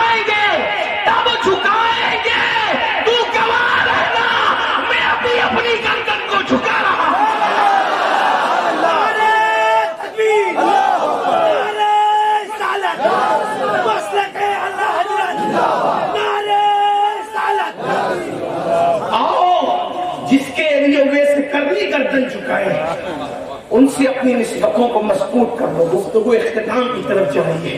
نسبتوں کو مضبوط کر لو. جب نسبت مضبوط ہوگی نا، نسبت، غوث پاک کہتے ہیں جو میرا ہو گیا، توجہ، جو میرا ہو گیا اس کو ٹھوکر لگتی ہے، میں ہاتھ پکڑ کر گرنے سے بچا لیتا ہوں، اس کو گرنے نہیں دیتا. ہمارے مرشدوں میں حضور اچھے میاں مہروی ہے، وہ فرماتے ہیں غلام غوث اعظم بے کسو مستر نمی مانن. غلام غوث اعظم بے کسو مستر نمی مانن، اگر مانن شبے مانن شبے دیگر نمی مانن. کہ غوث پاک کا غلام کبھی مضطرب نہیں ہوگا، بے چین نہیں ہوگا. اگر بے چین ہوا صرف ایک رات کے لیے ہوگا، پھر کبھی نہیں ہوگا. اگر قادری بن جاؤ سچے، تمہیں ٹھوکر لگنے کے بعد گرنے نہیں دیا جائے گا. فرماتے اس کا سطر کھل جائے تو میں ڈھانپنے کے لیے آ جاتا ہوں. اس کے گھر میں کبھی جنات بسیرا نہیں کر سکتے. بڑی معذرت کے ساتھ اب بتائیں، ہم قادری تو بنے، جو رضوی ہیں وہ حقیقت میں قادری ہیں، جو برکاتی ہیں حقیقتاً قادری ہیں، اشرفی ہیں حقیقتاً قادری ہے. اسی طریقے سے ہر سلسلے میں قادریت کا رنگ ہے. میرے امام کہتے ہیں مزلے چشت بخارا وہ عراق و اجمیر، کون سی کشت پہ برسا نہیں جھالا اکیلا. کون سی کشت پہ برسا، سب جگہ. اس کا مطلب اب ہمارا عقیدہ یہ بیان کرتے ہیں، جو سنی ہے وہ قادری ہے. سلسلوں میں ہم بانٹتے نہیں ہیں لوگوں کو، اس لیے کہ ہم صوفیوں کے ماننے والے ولیوں کے ہم بانٹنے والے لوگ ہیں. جو بانٹے اس کا سنیت سے رشتہ کمزور ہے. وجہ جب پتھر حضور سے عشق کرے تو ہم اس کو چومتے ہیں، اگر بشر حضور سے عشق کرے تو اس سے لڑیں گے کیوں؟ اس لیے کہ ہم بشر نہیں دیکھتے، سید البشر کی طرف دیکھتے. سنیوں سے ہم لڑ نہیں سکتے، بلکہ میرے امام اعلیٰ حضرت نے تو یہاں تک لکھا سنی کو بے وقوف کہنا بھی حرام ہے. سنی کو بے وقوف مت کہا کرو. لوگوں نے کہا بے وقوف کہنا حرام. بے وقوف تو چھوٹی موٹی چیز ہے، چھوٹی چھوٹی غلطی پہ لوگ کہتے ہیں بے وقوف ہو. سنی کو بے وقوف کہنا حرام ہے، حرام. وجہ دیکھو، عشق والوں کی نظر ایسے پہنچتی. پیٹ پجاری نہ بنو، اپنی پیٹ کی آگ کے لیے لڑاؤ نہیں لوگوں کو، مت لڑاؤ نا. یہ قوم بہت لڑ چکی ہے، ان کو تعلیم کی طرف جانے دو، ان کو تجارت کی طرف جانے دو، انہیں اپنے مستقبل کی طرف جانے دو. لڑا لو گے تو اپنا پیٹ تو بھر جائے گا، اس امت کا کیا ہوگا؟ حضور کو منہ کیا دکھائیں گے قبر کے اندر؟ قیامت کیا منہ دکھائیں گے؟ امام اہل سنت کا مسلک ہے، سنی کو بے وقوف کہنا بھی حرام ہے، مت کرو. کیوں؟ حدیث نہیں پڑھی؟ من آذا مسلمن فقط آزانی ومن آزانی فقط اذلہ. جس نے کسی مسلمان کو اذیت پہنچائی گویا اس نے مجھ محمد کو اذیت پہنچائی. تو کہا جب تم سنی کو بے وقوف کہو گے تو اس کا دل دکھے گا، اس کا دل دکھے گا تو اس کا نہیں دکھے گا، حضور علیہ السلام کا دل دکھے گا. بتاؤ حضور کے دل کو دکھانا کیا کوئی عاشق کے کام کر سکتا ہے؟ عاشق تو یہ کہے گا یار تم چاہے جتنی مجھے گالی دے دے، میں نے گالی نہیں دینا کیونکہ میں تجھے نہیں محبوب کو دوں. تو نے میری جتنی برائی کرنا ہے کر لے، میں نے تیری برائی نہیں کرنا کیونکہ میں تجھے نہیں میرے محبوب کو دیکھ رہا ہوں. سنیو یہ ہے سنیت، ہم توڑنے نہیں ایک دوسرے کو. ہاں ایک دن بابا فرید الدین گنج شکر کے پاس ان کا ایک مرید آیا، وہ لوہار کا کام کرتا تھا. دیکھو سنیت کیا ہے اس کو سمجھو. کچھ پڑھتے نہیں ہو، سمجھتے نہیں ہو، بس اٹھ کے کھڑے ہو جاتے ہو کسی کی بات پہ. نہیں، مجھے امید ہے کہ آپ کے ایسے معاملات نہیں ہوں گے، لیکن ایک جنرل بات کہہ رہا ہوں. پورے ہندوستان میں جانا ہوتا ہے تو کہہ رہا ہوں. گھر میں بھابھی سے لڑتے ہو، بیوی سے لڑتے ہو، بھائی سے لڑتے ہو، چھوٹی چھوٹی زمین جائیداد کے معاملات کو لے کے ایک دوسرے کا مرڈر کر دیتے ہو. سنیت کیا ہے؟ دیکھو بابا فرید کے پاس آیا لوہار، مرید تھا. وہ مرید چاہتا ہے کوئی نہ کوئی تحفہ دے پیر کو، تو وہ سیدھا کینچی بنا کر لایا بابا فرید کے پاس. بابا صاحب نے کہا بیٹے کیا ہے؟ بابا صاحب میں لوہار ہوں، کینچی بہت خوبصورت آپ کے لیے. اب بیٹا ہم لوگ تحفہ رد نہیں کرتے، ہم لوگ تحفہ رد نہیں کرتے، لیکن میرے بچے تو لایا ہے نا، ایک کام کریے واپس لے جا. اب تو چونکہ ہے لوہار تو کینچی نہیں لانا میرے پاس، سوئی لانا. سوئی तोहफे में क्या लाना? सुई लाना। वो सुई लाया, कबूल कर लिया। मैं बेटा हमने कैंची इसलिए कबूल नहीं की, हम कैंची वाले लोग नहीं हैं, क्योंकि कैंची एक को दो कर देती है और सुई दो को एक कर देती है। हम दो करने वाले लोग भी हम एक करें। लेकिन याद रखें, एक कहाँ होंगे? आशिक रसूल एक, सुन्नी सुन्नी एक, दूध एक, तेल एक, शक्कर एक। लेकिन अगर कोई दूध में जहर मिलाने के लिए आए, अब आफियत इसी में है, इनकार कर दो, नहीं दूध में जहर मिलाया नहीं जा सकता। दूध में शक्कर मिल सकती है लेकिन जहर खराब हो जाएगा, फट जाएगा। तो सुन्नी सुन्नी एक रहो। और जो नबी का गुस्ताख है उससे इतने दूर रहो कि उसका साया भी तुम तक न पहुंचे। ये जो सुन्नियत तुमने बना रखी है ना, ये सुन्नियत नहीं। सुन्नियत वो है जो सुफा के चबूतरे से मिली। आज लोग मुस्तफा जान रहमत के लाखों सलाम भी पढ़ते हैं, 11वीं शरीफ की न्याज भी करते हैं, जलसों में शिरकत भी करते हैं, चंदा भी देते हैं। मुझसे बड़ा सुन्नी कोई नहीं। लेकिन जब बिटिया का रिश्ता आने में लेट हो जाता है तो फिर किसी बदअकीदा के हाथ में हाथ दे देते, गुस्ताख रसूल के साथ रिश्तेदारी कर लेते। बेटे का रिश्ता आने में लेट होता है तो गुस्ताख रसूल के साथ रिश्तेदारी कर देते हैं। आप कहते हैं यार ये मौलवियों को क्या पढ़ लेते हैं, हम किसी से भी रिश्ता करें। मौलवी आपका हमदर्द है। एक बात सिर्फ कहना चाहता हूं, देखो ये जो गुस्ताख रसूल है ये कितना बदबख्त है। सबसे ज्यादा किसके एहसानात है इंसान पर? रसूलुल्लाह के एहसान। पूरी मखलूक में अगर कोई किसी पे सबसे ज्यादा मौसम है तो कौन है? रसूल। ईमान मिला उनकी वजह से, कुरान मिला उनकी वजह से, मुसलमान होने का टाइटल मिला उन्हीं की वजह से, पानी खाना दाना जो मिला तुमसे मिला, तुम पे करो रोजी। फिर भी उसने क्या किया? गुस्ताखी की। किसकी? हुजूर की।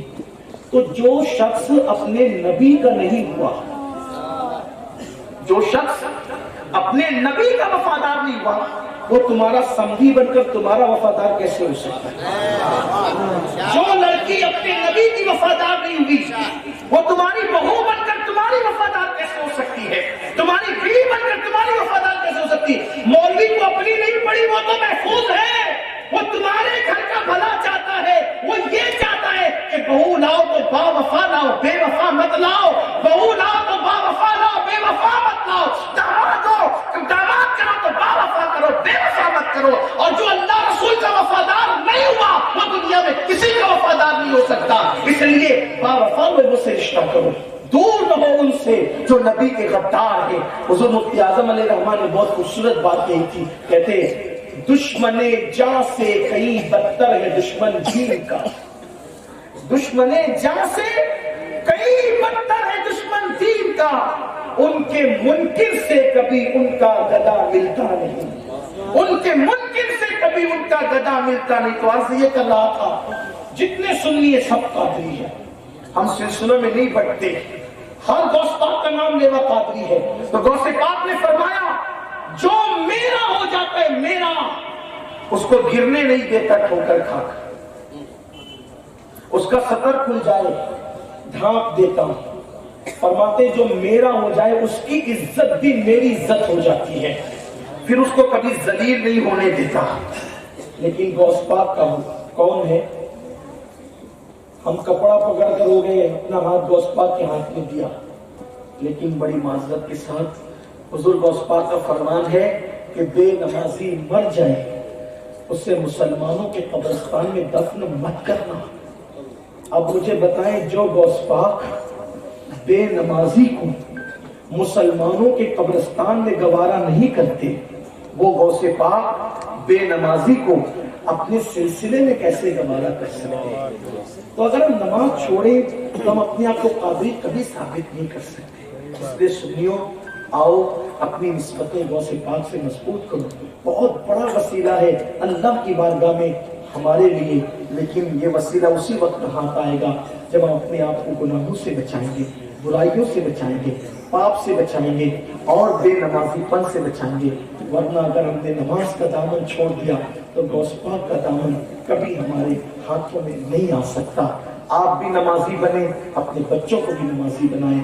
اور جاتے جاتے آخری بات یہی کروں گا آپ سے کہ اگر گھر میں برکت چاہتے ہو نماز پڑھو، چہرے پہ نور چاہتے ہو نماز پڑھو، پریشانی سے نجات چاہتے ہو نماز پڑھو، بیٹیوں کے اچھے رشتے چاہتے ہو نماز پڑھو، بری تقدیر کو بھلی کرنا چاہتے ہو نماز پڑھو، اپنی اولاد کو اپنا وفادار دیکھنا چاہتے ہو نماز پڑھو، اپنی اولاد کو اپنا فرما بردار دیکھنا چاہتے ہو نماز پڑھو، کسی کا اپنے آپ کو محتاج نہیں دیکھنا چاہتے نماز پڑھو۔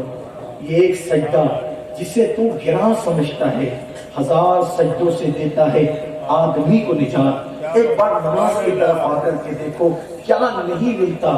کامیابی نماز میں، کامرانی نماز میں، ایمان پر خاتمے کی ضمانت دی گئی ہے نمازیوں کے لیے، آسان موت کی بشارت دی گئی ہے نمازیوں کے لیے۔ میں کہتا ہوں اگر سنی نمازی بن جائے پوری دنیا سے بدعقیدگی کا خاتمہ ہو جائے گا، کیونکہ بدعقیدہ سنیوں کی بستی میں آتے ہی نماز کی دعوت لے کر، افسوس جن پہ نماز فرض نہیں وہ تو 100 سال سے نماز کی تبلیغ کر رہے ہیں، اور جن پر نماز فرض ہے وہ فجر کی نماز میں سوتے پڑے ہوتے ہیں۔ سوچو تو صحیح اپنے نبی کو جواب کیا دو گے، اپنے آقا کو منہ کیا دکھاؤ گے؟ یاد رکھنا نماز چھوٹی موٹی چیز نہیں ہے، چھوٹی موٹی چیز نہیں ہے۔ میرے آقا نے فرمایا جعلت قرۃ عینی فی الصلاۃ، نماز میں میری آنکھوں کی ٹھنڈک ہے، نماز میری آنکھوں کی ٹھنڈک ہے۔ ایک شخص کے بارے میں صحابہ نے شکایت کی آقا وہ بہت گناہ کرتا ہے۔ آقا نے پوچھا کیا وہ نماز بھی پڑھتا ہے؟ وہ گناہ کرتا ہے تو کیا وہ نماز بھی پڑھتا ہے؟ ہاں آقا وہ نماز بھی پڑھتا ہے۔ سرکار نے فرمایا اگر وہ نماز پڑھتا ہے ایک دن اس کی نماز اس کو گناہوں سے ضرور بچا لے گی، کیونکہ قرآن میں اللہ کا اعلان ہے ان الصلاۃ تنہی عن الفحشاء والمنکر۔ سوچو اگر پردھان بلائے، کارپوریٹر بلائے، ایم ایل اے بلائے، ایم پی بلائے، اتنا فدکتا انسان مجھے انویٹیشن آیا ہے، مجھے دعوت آئی ہے، کہاں؟ کارپوریٹر نے بلایا، پردھان نے بلایا، وزیر نے بلایا، امیر نے بلایا۔ مسلمان تو نے اپنی اہمیت نہ جانی، تو نے اپنی شخصیت کو کبھی نہیں سمجھا، تو کتنا وی آئی پی ہے۔ کسی کو ایم ایل اے بلائے، کسی کو ایم پی بلائے، ایک دن میں 5 مرتبہ اللہ تجھے بلاتا ہے۔ تو سب کی دعوت سے لبیک کرتا ہے، رب کی دعوت میں تو لبیک کیوں نہیں کہتا؟ جس دن مسلمان نماز کا پابند ہو جائے گا اس دن ساری قوم بھکاری ہوگی، مسلمان تاجدار ہوگا۔ لیکن بات دور نکلتی گئی، لیکن نماز کی بات آئی تو مجھے ایک بات یاد آئی۔ آج کل لوگ ہم سے کیا کہتے ہیں، پہلے ہم بادشاہ تھے، بہت ترقی پہ تھے، بہت عروج پر تھے، بہت یہ تھا بہت وہ تھا، اب ہمارا حال یہ ہو گیا کہ ہم بہت پریشان ہیں۔ جب تک ہم اللہ کے گھر سے جڑے ہوئے تھے تب تک ہم بہت اچھے تھے، خوشحال تھے، سب غلام تھے ہم امام تھے، سب بھکاری تھے ہم داتا تھے۔ کب تک؟ آج تھوڑی سی دولت آتی ہے تو لوگ نماز سے ہی دور بھاگتے ہیں۔ اب تو غریب بھی نماز سے دور، امیر بھی نماز سے۔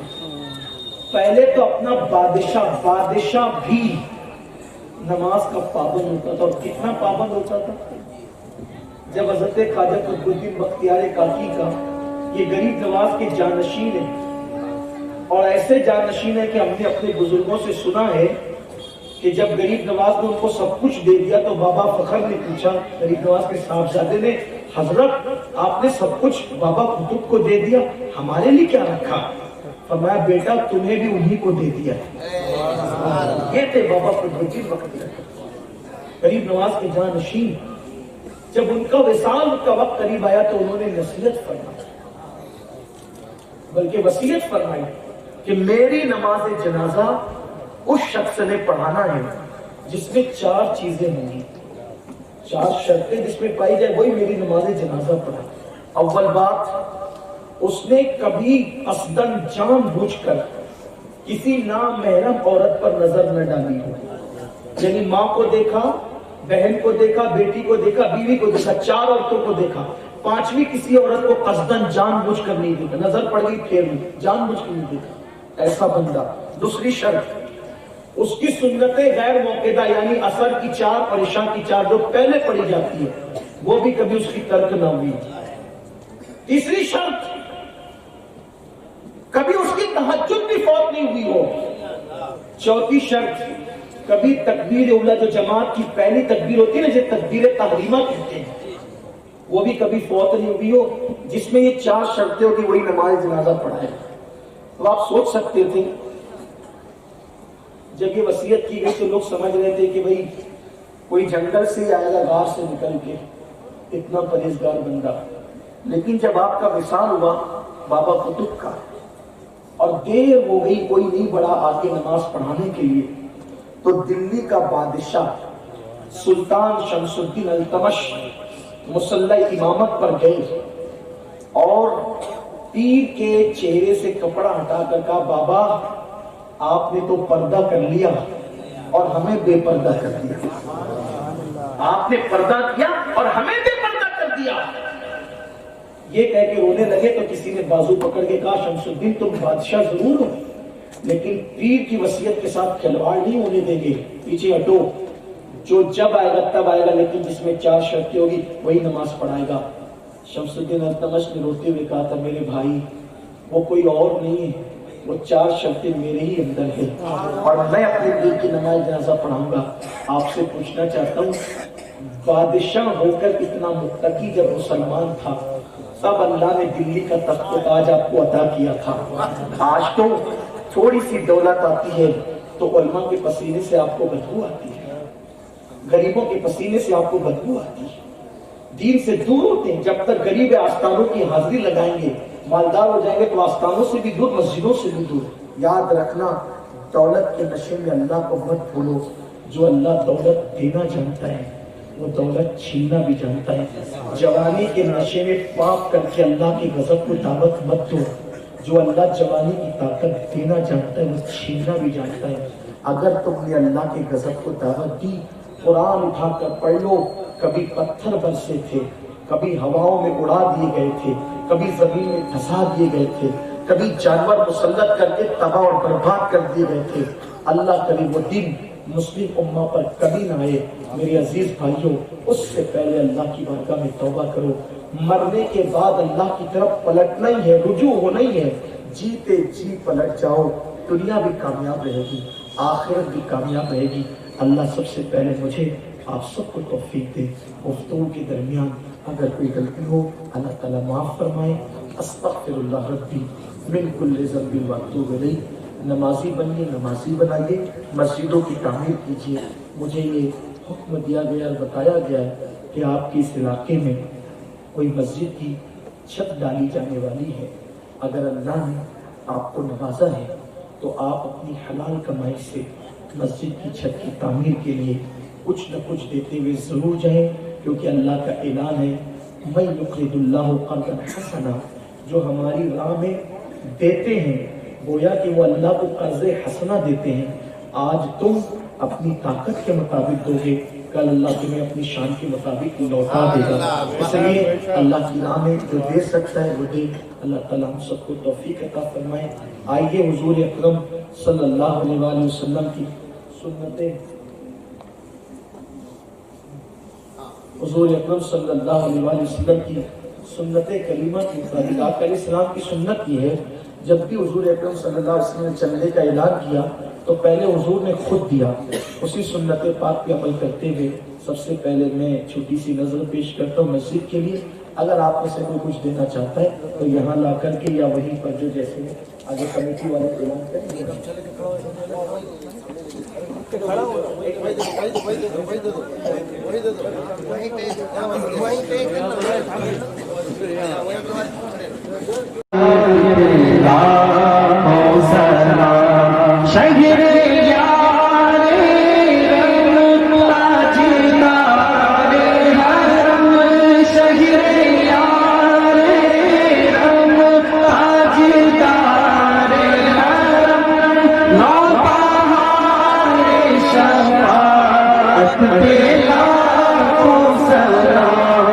مصطفیٰ جانے رہے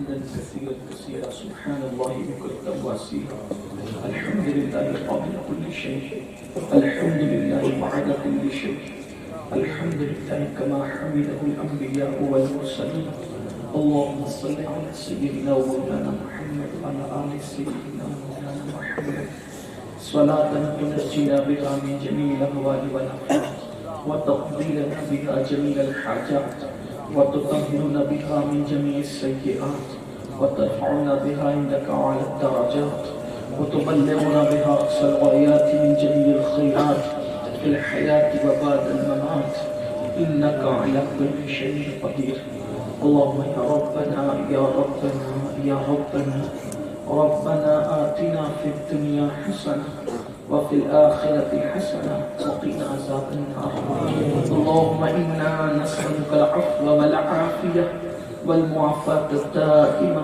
في الدين والدنيا والآخرة إلهي بحرمة الحسن وأخيه وأمه وأبيه وجده صلى الله عليه وآله وسلم وبنيه نجي من كل غم الذي أنا فيه يا حي يا قيوم يا ذا الجلال والإكرام أسألك أن تحيي قلبي بدون معرفتك يا الله يا الله يا أرحم الراحمين يا أرحم الراحمين يا أرحم الراحمين ارحم على جميع المؤمنين والمؤمنات ارحمنا يا أرحم الراحمين يا قاضي الحاجات يا مجيب السائلين یا مجیب السائلین یا اللہ یا رحمان یا رحیم مولا ہم سب کی حاضری کو قبول فرما ہم سب کے گناہوں کو خطاؤں کو معاف کر دے اے اللہ تیرے محبوب کے محبوب بیٹے غوث پاک کا فرمان ہے کہ جب بھی کوئی میرے وسیلے سے دعا کرتا ہے تو اللہ اس کی دعا رد نہیں کرتا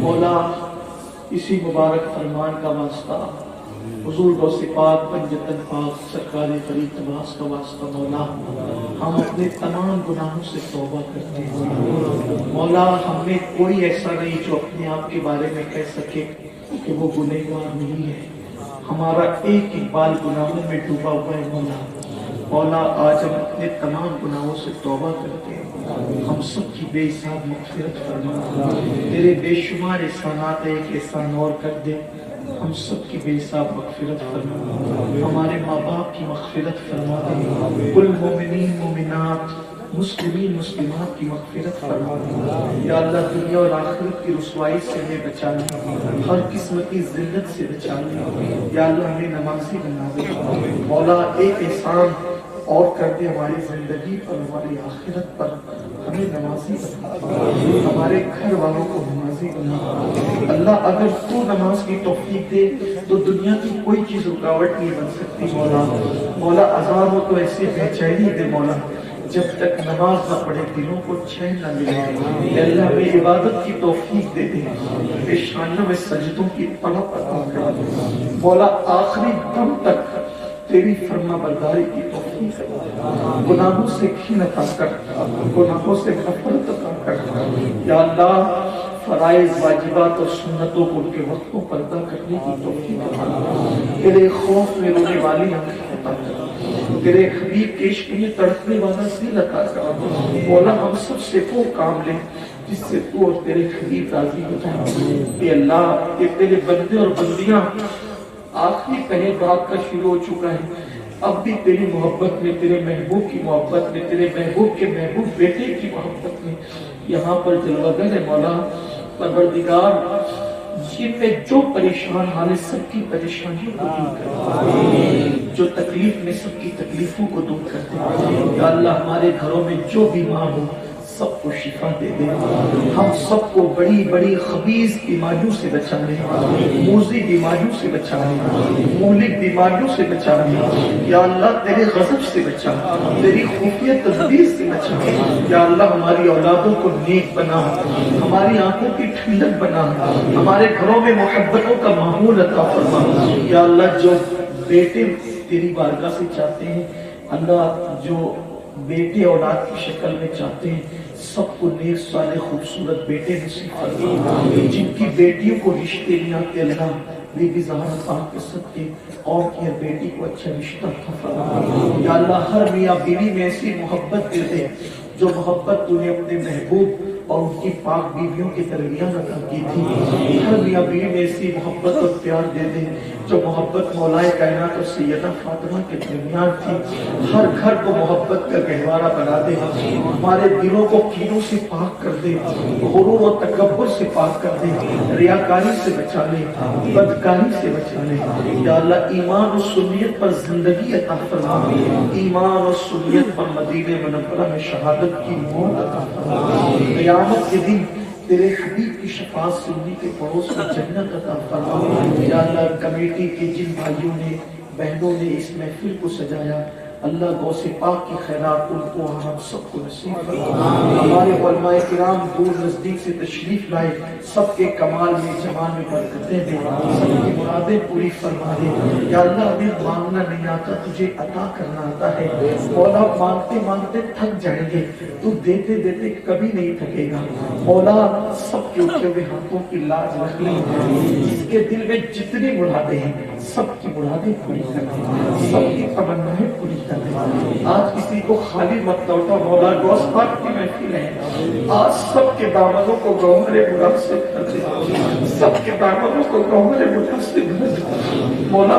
تو نہ دے گا تو کون دے گا تو عطا نہ کرے گا تو کون عطا کرے گا مولا تو اپنے بندوں سے 70 ماہوں سے زیادہ پیار کرتا ہے مولا سب کے اٹھے ہوئے ہاتھوں کی لاج رکھ لے دین و دنیا کی ہر بھلائی دے دین و دنیا کی ہر نعمت دے دین و دنیا کی ہر عزت دے یا اللہ ہر ذلت سے ہر رسوائی سے سب کی حفاظت فرما الہی بحق کے بنی فاطمہ کے بر قول ایمان کنم خاتمہ اگر دعوتاً رکنی والقبول منو دست دعوان آل رسول یا ایہد الذین آمنوا صلوا علیہ وسلم تسلیما اللہم صل علی سیدنا مولانا محمد الماضی الجود والکرم وآلہ الکرام اجمعین صلاة وسلام علیک یا جد الحسن والحسین الہی خیر گردانی بات کے شاہی جلانی سبحانک اللہم وبحمدک اشہد ان لا الہ الا انت استغفرک واتوب الیک وافوض امری الی اللہ ان اللہ بصیر بالعباد برحمتک یا ارحم الراحمین لا الہ الا اللہ